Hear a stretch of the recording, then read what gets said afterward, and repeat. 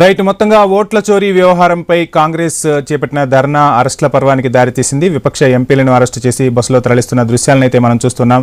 ఇదే అంశానికి సంబంధించి మనతో మాట్లాడేందుకు మన్నెం కోటేశ్వరరావు గారు, రాజకీయ విశ్లేషకులు, అదేవిధంగా మిట్టా నరసయ్య గౌడ్ గారు మనకు అందుబాటులో ఉన్నారు. వారిని అడిగి మరిన్ని విషయాలు తెలుసుకునే ప్రయత్నం చేద్దాం. మొత్తంగా మన్నెం కోటేశ్వరరావు గారు, చూస్తున్నాం విపక్ష ఎంపీలు అరెస్టుకి దారితీసింది. వారి కార్యక్రమాన్ని మొదటి నుంచి మార్నింగ్ నుంచి కూడా చూస్తున్నాం. సో మొత్తంగా ఎలక్షన్ కమిషన్ ఏమో 30 మంది రావాలంటూ జయరాం రమేష్ కు లేఖ రాసిన పరిస్థితి. ఎలా చూస్తారు, ఏం చెప్తారు?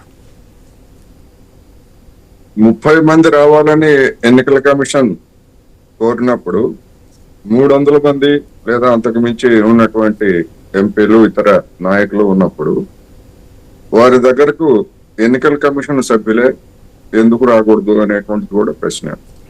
ఎందుకంటే మనం చూస్తుంటాం జిల్లాల్లో కానీ లేదా రాష్ట్ర రాష్ట్ర రాజధానుల్లో కూడా వివిధ సందర్భాల్లో ప్రజా సంఘాలు లేదా వివిధ కార్మిక సంఘాలు ధర్నాలు, ర్యాలీలు చేసినప్పుడు సామూహికమైనటువంటి ప్రతినిధి వర్గాలను లోపలికి అనుమతించకపోతే మంత్రులు లేకపోతే సంబంధిత శాఖాధికారులే వచ్చి ఆ ధర్నా కేంద్రానికి లేదా ఆ ప్రదర్శన దగ్గరకు వచ్చి వాళ్ళ డిమాండ్లు ఏమిటో తీసుకోవడం, వాళ్ళ డిమాండ్లను వినటం, వాళ్ళకి తగినటువంటి సూచనలు లేకపోతే పరిష్కారాలను చెప్పడం, లేదా తర్వాత మేము వీటన్నిటిని పరిగణలోకి తీసుకుంటామని ఒక హామీ ఇవ్వడం, ఇలాంటి ప్రక్రియ అంతా కూడా అన్ని రాష్ట్రాల్లో జరుగుతున్నటువంటి.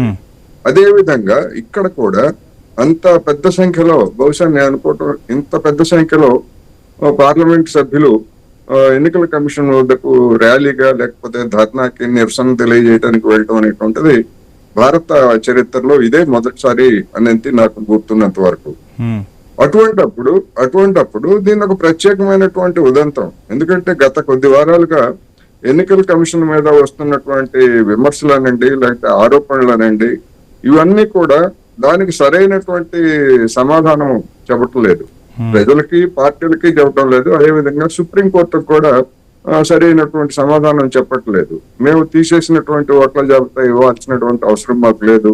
ఇటువంటివన్నీ కూడా అడ్డగోలుగా జనానికి నచ్చని వ్యవహారాలన్నీ కూడా నడుపుతున్నప్పుడు సహజంగానే ప్రతిపక్షాలు మరి ఇంకా అనుమానాలకి దారితీసేటువంటి అవకాశం ఉంది. అందువల్ల ఆ ఎన్నికల కమిషన్ సభ్యులే వచ్చి ఎందుకని వాటిని అడ్రస్ చేయకూడదు అనేటువంటి ప్రశ్న.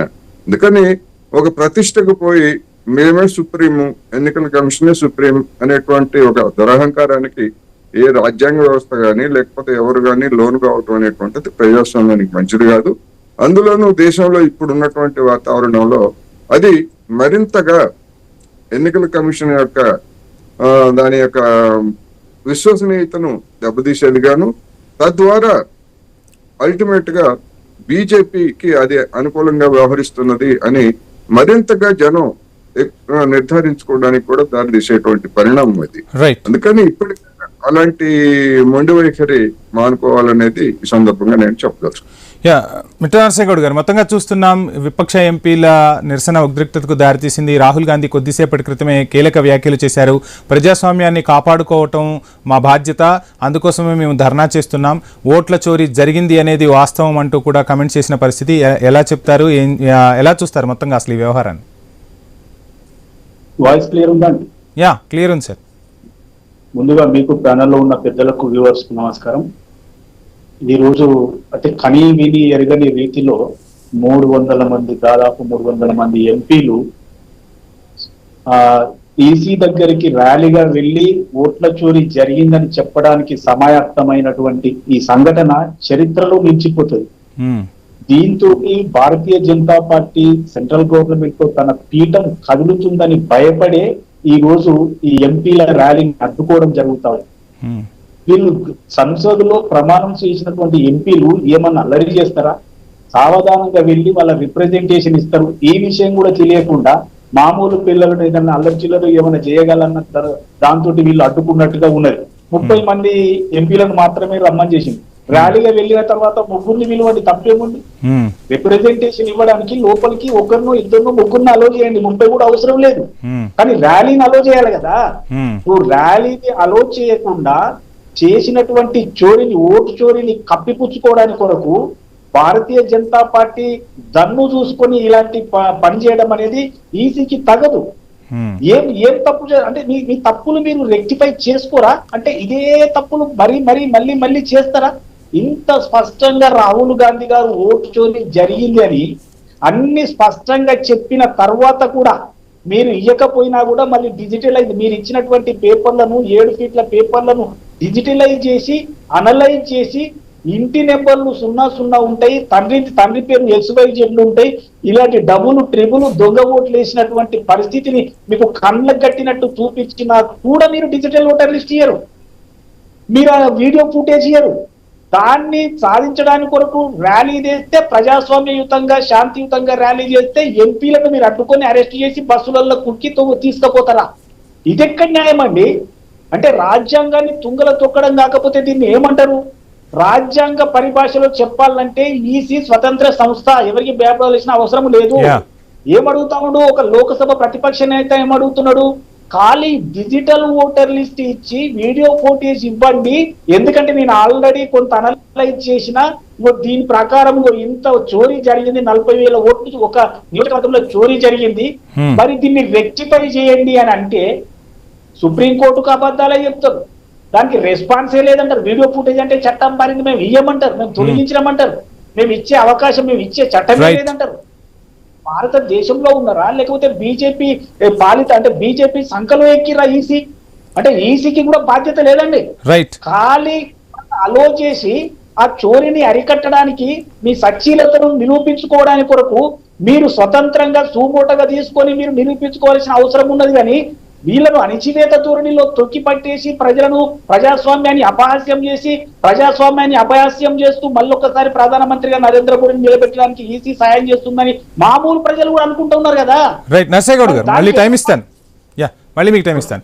కోటేశ్వరరావు గారు, మొత్తంగా చూస్తున్నాం మొన్నటి వరకు ఈవీఎం మిషన్ల మీద పెద్ద ఎత్తున దేశవ్యాప్తంగా రాజకీయ నాయకులు మాట్లాడితే ఇప్పుడు అసలు ఓటర్ల లిస్టుకు సంబంధించే మాట్లాడాల్సిన పరిస్థితులు వస్తున్న సిచ్యువేషన్.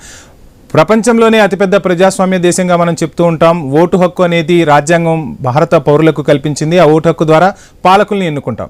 ఎలా చూడాలంటారు ఈ తతంగం మొత్తాన్ని? మొన్నటి వరకు ఈవీఎం మెషిన్లు, ఇప్పుడు వచ్చేసరికి అసలు ఓట్ల చోరీకే రాజకీయ పార్టీలు పాల్పడుతున్నాయన్న ఆరోపణలు గుప్పుమంటున్న పరిస్థితి. ఎలా చూడాలి ఈ ప్రజాస్వామ్య దేశంలో? అనేక దేశాలతో పోల్చినప్పుడు మన ప్రజాస్వామిక వ్యవస్థలో, అదేవిధంగా ఓటింగ్ తీరుతెన్నుల్లో కూడా కొన్ని ముఖ్యమైనటువంటి మంచి లక్షణాలు ఉన్నమాట వాస్తవం.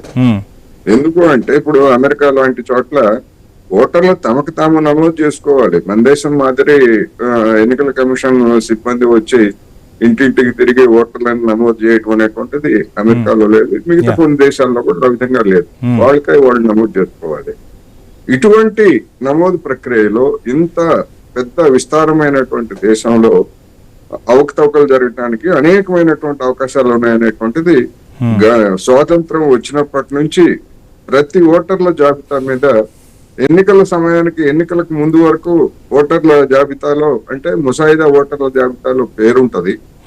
తీరా ఓటు అయిపోయే సమయానికి మా పేర్లు గల్లంత అయిపోయినాయి అని చెప్పేసి గొల్లుమంటాం.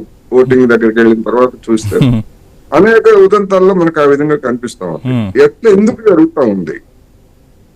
ఎందుకు జరుగుతా ఉంది ఫైనల్ గా అంటే పార్టీలకు ఇచ్చినటువంటి ఓటర్ల జాబితా కావచ్చు, ప్రకటించిన ఓటర్ల జాబితాలో పేర్లుండి ఎన్నికల కమిషన్ అఫీషియల్ గా నిర్వహించేటువంటి ఓటింగ్ దగ్గరకు వచ్చేసరికి ఓటర్ల జాబితాలో గల్లంతు. ఎట్లా సాధ్యం అవుతుంది? మానవుల ప్రమేయం లేకుండా, మానవులు అంటే సిబ్బంది, ఆ సిబ్బంది ఎవరికి అనుకూలంగా వ్యవహరిస్తున్నారు లేకపోతే ఏమిటి అనేటువంటిది అదే కదా వివాదం. అందువలన మన ప్రక్రియలో, మన ఓటర్ల నమోదు ప్రక్రియలో లేకపోతే వీటిల్లో కూడా ఇంకా ఫుల్ ప్రూఫ్ గా జరగాలంటే డెఫినెట్ గా ప్రతిపక్షాలు సూచిస్తున్నటువంటిది ఈ అనేకమైనటువంటి మార్పులు చేర్పులు జరగాలి. అందుకని ఈ ప్రక్రియలో పొరపాట్లు జరిగాయి. అదేమి వ్యక్తిగతంగా ప్రధాన ఎన్నికల కమిషనరో లేకపోతే దానిలో ఉన్నటువంటి ఇతర కమిషనర్లను లేకపోతే ఇతరులను బ్లేమ్ చేసి వాళ్ళని కోర్టుకి ఏడవట్లేదుగా. జాబితాలను సవరించండి అయ్యా, జెన్యున్ ఓటర్లందరినీ చేర్చండి, నిజమైనటువంటి ఓటర్లను తీసేయకండి రాజకీయ ప్రాతిపదికన. మనం చూస్తున్నాం ఇప్పుడు బీహార్ లో అసలు నిజంగా ప్రజాస్వామ్యం అంటే ఒక ప్రహసనప్రాయం. బెంగాలీ భాష అనేటువంటిది రాజ్యాంగం గుర్తించినటువంటి అధికారిక భాషల్లో ఒకటి. బీహార్ లో బెంగాలీ భాష మాట్లాడే వాళ్ళందరూ బంగ్లాదేశీయులే, అని చెప్పేసి ఎట్లా చెప్తారండి? ఏ ప్రాతిపదికన నిర్ణయిస్తారు? ఇప్పుడు బంగ్లాదేశ్ అనేటువంటిది ఒకప్పుడు అవిభక్త భారతదేశంలో భాగం. మన దేశంలో ఉన్నటువంటి ప్రధానమైనటువంటి భాషలు మాట్లాడేటువంటి వాటిలో హిందీ తర్వాత నేను అనుకోవటం బెంగాలీనే ఎక్కువ మంది ఉన్నారు. బెంగాలీ, మహారాష్ట్ర. కోటేశ్వర గారు, ఆ ధర్నా దగ్గర నుంచి ఒక పోలీస్ అధికారి మాట్లాడుతున్నారు, ఒకసారి వాయిస్ విందాం. कोई भी 30 लोग आप में से आ सकते हैं, बट नंबर उनका काफी ज्यादा था, उसके कारण उनको डिटेन। तो आप यहाँ से लेके जाएंगे सर उनको? सर, आप लेके कहाँ जाएंगे? पे जाएंगे सर? वो 30 लोगों की परमिशन है, 30 लोगों का नाम आएगा, उनको लेके जाएंगे। हो गया हो गया हो गया हो गया हो गया। सर क्या एमपी इसको ఈ ర్యాలీకి ఎటువంటి అనుమతి లేదు, అనుమతి లేకపోవటం వల్లే పోలీసులు అరెస్టు చేస్తున్నారు. అండ్ బీజేపీ నేతలు చెప్తున్నది ఏంటి అంటే, కాంగ్రెస్ గెలవలేక, ప్రజల్లో అభిమానం చొరగొనలేక ఈ కొత్త రాద్ధాంతం చేస్తోంది, ఇక ప్రజలను కన్ఫ్యూజ్ చేస్తోంది కాంగ్రెస్ పార్టీ. వ్యవస్థాగతంగా పటిష్టం కావాలి, ప్రజల్లో అభిమానాన్ని చొరగొనాలి, కానీ లేనిపోని నిందలు మాపై వేస్తుంది అంటూ భారతీయ జనతా పార్టీ చెప్తున్న పరిస్థితి. ఏం చెప్తారు నర్సయ్య గారు? ర్యాలీ అనగానే పోలీసులు అనుమతిస్తారా, అనుమతించేటువంటి అవకాశం ఉన్నదా అనేటువంటిది చూడాలి. ఈ మధ్యనే మనకి మహారాష్ట్రలో ఒక హైకోర్టులో ఒక ఉదంతం జరిగింది.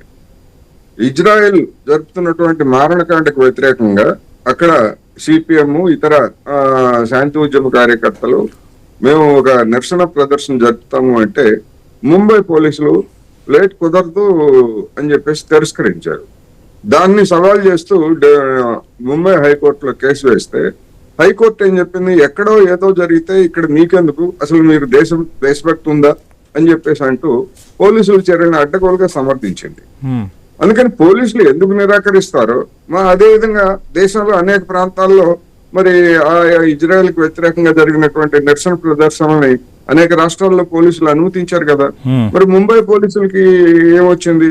ఆ ముంబై పోలీసుల్ని హైకోర్టు అడ్డగోలుగా ఎందుకు సమర్థించింది? అందుకని పోలీసులు అనుమతి తీసుకోకపోతే వాళ్ళు ఎంపీలు అండి, వాళ్ళు ఏమన్నా అల్లరి చిల్లరగా. కోటేశ్వర గారు, ఒకసారి రాహుల్ మాట్లాడుతున్నారు, ఆ విజువల్ క్లిప్ చూద్దాం. ये राजनीतिक नहीं है, ये कॉन्स्टिट्यूशन की लड़ाई है, कॉन्स्टिट्यूशन को बचाने की लड़ाई है, वन मैन वन वोट की लड़ाई है। इसीलिए हमें साफ प्योर वोटर लिस्ट चाहिए। రైట్, నర్సయ్య గౌడ్ గారు, నా వాయిస్ వినపడుతుందా మీకు? వినిపిస్తుంది, చెప్పండి. మొత్తంగా చెప్తున్నాం, విపక్ష నేత రాహుల్ గాంధీ క్లియర్ కట్ గా చెప్తున్నారు, రాజ్యాంగాన్ని కాపాడుకోవటం కోసం మేము ఉద్యమం చేస్తూ ఉన్నాం. ప్రజాస్వామ్యంలో ఓటు హక్కు అనేది రాజ్యాంగం కల్పించింది, ఆ ఓటు హక్కులు అవకతవకలు చేస్తూ ఉన్నారు, అందుకే దాన్ని కాపాడటం కోసమే మేము ఇంత పెద్ద ఎత్తున ధర్నా చేస్తున్నామని చెప్పి రాహుల్ గాంధీ చెప్తూ ఉంటే, అటువైపు నుంచి భారతీయ జనతా పార్టీ నేతలు కీలక ఆరోపణలు చేస్తున్నారు. ఆ పార్టీ ఎక్కడికక్కడ కుదేలైపోయింది, దేశంలో ప్రజలాభిమానాన్ని చొరగొనలేక మాపై విమర్శలు గుప్పిస్తున్నారంటూ భారతీయ జనతా పార్టీ చెప్తున్న వర్షన్ ఏం చెప్తారు?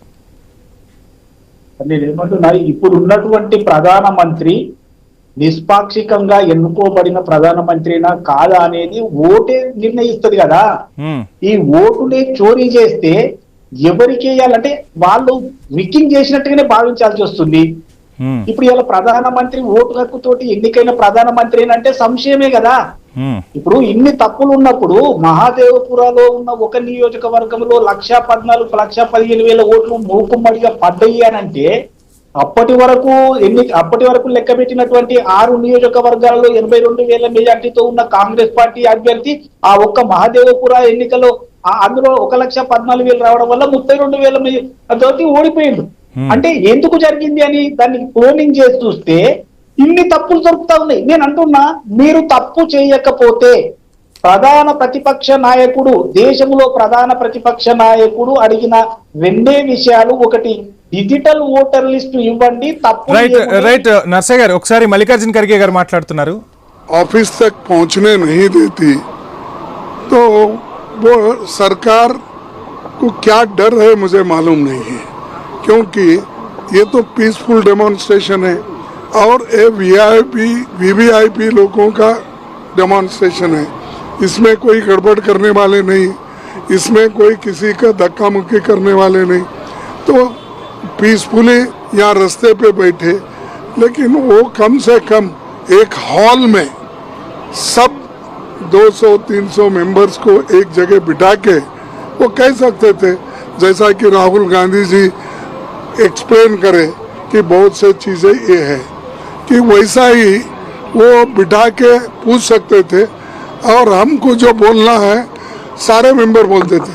अब 30 मेंबर को आओ, अब 30 मेंबर किसको भेजना, क्योंकि इसमें अलायंस पार्टीज है सब और हम चूज करना अच्छा नहीं रहता। तो हम चाहते थे कि एक हॉल में बिठाकर वो खुद आकर एक्सप्लेन कर सकते थे, हम भी कुछ बोलना है वो बोल देते थे। सर क्या आपको लगता है इलेक्शन कमीशन देश की जनता का भरोसा है कुछ क्या आपको लगता है कि इलेक्शन कमीशन जो है वो देश की जनता का भरोसा खो गया, कुछ असर हुआ है इलेक्शन पे? छोड़ दो विजुअल मार लो। యా రైట్ నర్సయ్య గారు కంటిన్యూ చేయండి. సో మొత్తంగా మల్లికార్జున ఖర్గే కూడా కీలక వ్యాఖ్యలు చేశారు. కోటేశ్వరరావు గారు చెప్పినట్టుగా సో మేము ప్రజాస్వామ్యంలో ధర్నా చేస్తున్నాం, ఇక్కడ ఉన్నదందరూ కూడా ఎవరు నార్మల్గా అంతా వీవీఐపీలు, దేశం కోసం ప్రతి నియోజకవర్గం నుంచి ఉన్నవాళ్ళు, ప్రతి నియోజకవర్గ ప్రజలకు అనుగుణంగా వాళ్ళు వచ్చి ఇక్కడ వాళ్లకు జవాబుదారీగా ఉన్నవాళ్ళు ధర్నా చేస్తుంటే ఆ ధర్నాను కూడా అడ్డుకున్నారు అని ఖర్గే చెప్తున్న పరిస్థితి. ఏం చెప్తారు? అదే సార్, ఇప్పుడు ఏమైతుందంటే భారతీయ జనతా పార్టీ ఆధ్వర్యంలో ఏర్పడినటువంటి సెంట్రల్ గవర్నమెంట్ భయపడుతుంది. ఎందుకంటే ఇది మామూలు విషయము కాదు. ఏ ప్రిన్సిపల్ మీదనైతే ఈ పదవులు వస్తా ఉన్నాయో ఆ ప్రిన్సిపల్ నే తుంగలో తొక్కినటువంటి భారతీయ జనతా పార్టీ ఈసీ కలయిక కనిపిస్తా ఉంది కదా. మీకు సుప్రీం కోర్టులో కూడా మీరు అబద్ధాలు చెప్తేటనండి, మేము ఇచ్చే చట్టము లేదు, మేము ఇయ్యము, ఈ మాటలు ఏంది అసలు? అంటే మీరు ఏమైనా దిగొచ్చిండ్రా? ప్రజలకు జవాబుదారీ కాదా? ఓ చట్ట పరిధిలో ఏర్పడ్డ సంస్థ అయినంత మాత్రాన మీ ఇష్టం ఉన్నట్లు మాట్లాడడానికి వీలవుతుందా? అరే ఇంత స్పష్టంగా ఈ ఓటు చోరీ జరిగిందని డిజిటల్ ఏర్పాటు చేసిన దానికి సమాధానం చెప్పండి. మీరు ఫస్ట్ ఒక వేదిక ఏర్పాటు చేయండి, స్వతంత్ర వేదిక ఏర్పాటు చేయండి. ఈసీ నుండి 2 ముగ్గురు రండి, ఇక్కడ పార్టీ నుంచో 2 ముగ్గురు వస్తారు. ఇక్కడ ఒక్కొక్క ఓటు ఏది చోరీ ఏది కాదో ప్రజా సమక్షంలో చేయండి. మీకు దమ్ము ఉంటే, మీరు తప్పు చేయకపోతే. ఓట్ల చోరీ చేయడానికి ఈసీ సహకరించినట్టుగా స్పష్టంగా అర్థమవుతుంది. దీన్ని దేశంలో ప్రతి ఓటరు దృష్టికి తీసుకుపోవడానికే ఈ రోజు భారతీయ జనతా పార్టీకి అగెనిస్ట్ గా, ప్రభుత్వానికి అగెనిస్ట్ గా ఇలా ఇండియా కూటమి ప్రయత్నం చేస్తుంది. కాబట్టి వీళ్ళ ఆటలు సాగవన్న ఆలోచనతోటి అడ్డుకోవడం జరుగుతా ఉంది. ప్రజాస్వామ్యాన్ని కూనీ చేయడం జరిగింది. ఈసీకి బుద్ధి చెప్పే రోజులు, భారతీయ జనతా పార్టీకి, ప్రధానమంత్రికి బుద్ధి చెప్పే రోజులు అతి త్వరలో ఉన్నాయని చెల్లిస్తా ఉన్నాం. రైట్ కోటేశ్వరరావు గారు, మొత్తంగా చూస్తున్నాం ఇంతకుముందు ఓటర్లను ప్రలోభాలు పెట్టడానికి నానా యాగి చేసే రాజకీయ పార్టీలు, ఆ తర్వాత ఈవీఎం మిషన్లు, ఈవీఎం నుంచి ఇప్పుడు అసలు ఓట్ల లిస్టునే వాళ్ళ చేతుల్లోకి తీసుకొని ఎవరిని ఉంచాలి, ఎవరిని తొలగించాలి అనే వరకు పరిస్థితులు వెళ్ళిపోయిన ప్రజాస్వామ్య దేశంలో ఈ పరిణామాలను ఎలా చూస్తారు, ఏం చెప్తారు? అంటే ఇది ఒక లక్షణాన్ని ప్రతిబింబిస్తా ఉంది. ఓటర్ల పోలరైజేషన్ అనేటువంటిది మనకి స్పష్టంగా కనిపిస్తా ఉంది. అంటే ఎన్ని ప్రలోభాలు పెట్టినా లేదా ఎన్ని డబ్బులు ఇచ్చినా గానీ లొంగని ఓటర్లు అనేటువంటి వాళ్ళు కొంతమంది తయారవుతున్నారు దేశంలో. వాళ్లకు నచ్చినటువంటి పార్టీకి అనుకూలంగా ఓటు వేయచ్చు, లేదా వాళ్ళు నచ్చని పార్టీకి వ్యతిరేకంగా కూడా ఓటు వేసేటువంటి స్వేచ్ఛ లేదా పరిణితి అనేటువంటిది పెరుగుతా ఉంది. ఆ పరిణితిని సహించలేనటువంటి శక్తులు ఈ విధమైనటువంటి ఒత్తిడికి చేస్తున్నాయి. అసలు ఆ జాబితా నుంచి తొలగించేస్తే అసలు సమస్య ఉండదు కదా, ఓట్ల కొనుగోలు ఉండదు, లేకపోతే మరొకటి సమస్య ఉండదు. అందుకని ఇదొక ప్రమాదకరమైనటువంటి ధోరణి. ఈ నేపథ్యంలో చూసినప్పుడు రాబోయేటువంటి రోజుల్లో ప్రతి ఎన్నిక, అది అసెంబ్లీ అయినా లేదా పార్లమెంట్ అయినా లేదా ప్రతి ఓటర్ జాబితా కూడా వివాదాస్పదమయ్యేటువంటి అవకాశం ఉంటది. అందువలన ఇప్పటికైనా ఎన్నికల సంఘం మేలుకొని నిష్పక్షపాతంగా దేశమంతటా కూడా ఈ ఓటర్ల జాబితా మీద లేకపోతే ఈ ప్రత్యేక సవరణల మీద తలెత్తినటువంటి అనుమానాలు లేదా ఇతరత్ర వాటన్నిటిని కూడా తీర్చడానికి రాబోయే రోజుల్లో అయినా చర్య తీసుకోవాలి. లేకపోయేట్లయితే అసలు ప్రజాస్వామ్యానికి అపహాస్యం పాలయ్యేటువంటి పరిస్థితి తలెత్తుతుందనేది నాకు అనిపిస్తా ఉంది. అందువల్ల ఇది ఒక విధంగా చెప్పాలంటే భారత ప్రజాస్వామ్యానికి ఈ విధమైనటువంటి నిరసన, ఈ విధమైనటువంటి ప్రతిఘటన ఎదుర్కోవడం ప్రజాస్వామ్యాన్ని మరింతగా పటిష్టం చేయడానికి తోడ్పడుతుంది. దీన్ని అణిచివేసేటువంటి ప్రయత్నం ప్రజాస్వామ్యాన్ని అణిచివేయడానికి లేదా ఓటర్ల మనోభావాలను దెబ్బతీయడానికి, ఓటింగ్ హక్కుని రద్దు చేయడానికి ఇంకొక రూపంలో చేసేటువంటి ఒక నిరంకుశ పోకడలకు కూడా ఇది ఒక సూచికగా కనిపిస్తా ఉంది అనేది నేను చెప్పదలుచు. రైట్, చర్చలో పాల్గొన్న మన్నే కోటేశ్వరరావు గారికి, అదేవిధంగా మిట్టా నర్సేగౌడ్ గారికి ఐ న్యూస్ తరపున ప్రత్యేక ధన్యవాదాలు. ఇక ప్రజాస్వామ్య దేశంలో ఓటు అనేది చాలా బలం. భారతదేశంలో ప్రజాస్వామ్యంలో ప్రజలే నాయకుల్ని ఎన్నుకుంటారు. ఆ నాయకుల్ని ఎన్నుకోవటం ఓటు ద్వారానే ఎన్నుకునే పరిస్థితి. సో అటువంటి ఓట్లపై ఎప్పుడూ లేని విధంగా దేశవ్యాప్తంగా కూడా పెద్ద ఎత్తున రభస నడుస్తుంది. స్వయం ప్రతిపత్తి గల ఎలక్షన్ కమిషన్ పైనే నీలి నీడలు కమ్ముకుంటున్న పరిస్థితి. ఈ నీలి నీడలను ఖచ్చితంగా ఎలక్షన్ కమిషన్ తొలగించుకోవాల్సిన అవసరం ఉంది. ప్రజలకు జవాబుదారీగా ఉంటూ ఏ ఓటు హక్కు కోసమైతే ప్రజలందరూ పాలకుల్ని ఎన్నుకుంటారో ఆ ఓటుని ఖచ్చితంగా ప్రజలందరికీ సమన్వయంగా చూసే హక్కు కూడా ఎన్నికల కమిషన్కే ఉంటుంది. తనపై ఉన్న విమర్శలకు త్వరలోనే ఎలక్షన్ కమిషన్ చెక్ పెడుతుందని మనము ఆశిద్దాం. ఇది ఇవాల్టి స్పెషల్ డ్రైవ్. బులెటిన్లో షార్ట్ బ్రేక్ తీసుకుందాం. Stay tune.